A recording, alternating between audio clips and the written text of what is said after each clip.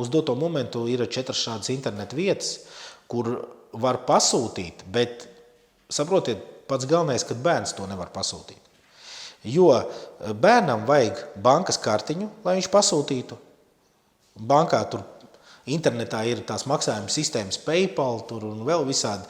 Viņam vajag rēķinu bankā, lai viņš varētu to izmantot. Un tad viņam vajag adresi, kur kurjers var nogādāt. Tātad tur ir sistēma tāda, ka tu samaksā un tev atved. Bet ir jau risks, ka tu samaksā un tev vispār neatved. Ja? Un tas ļoti daudz, pieņemsim, ja jūs esat kaut kāds normāls cilvēks, bet jums tajā brīdī nav ko darīt, un jums kāds ir pateicis, ka spaiss tas ir ļoti labi, un jūs, davai mēs ieiesim iekšā tūlīt internetā un pasūtīsim, tad, kad jūs redzēsiet tās visas grūtības, tas jūs neizvēlēsieties to.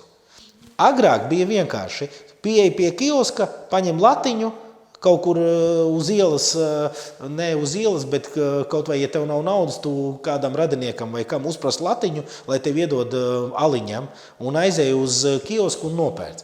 Tā vairs nevar. Un tāpēc arī automātiski, tā kā ģeometriskajā progresijā agrāk auga šo pīpētāju skaits, šo jauno, kas lieto šīs jaunās psihoaktīvās vielas, šo narkomānu skaits, tā arī ģeometriskā progresijā viņš pamazām samazinās.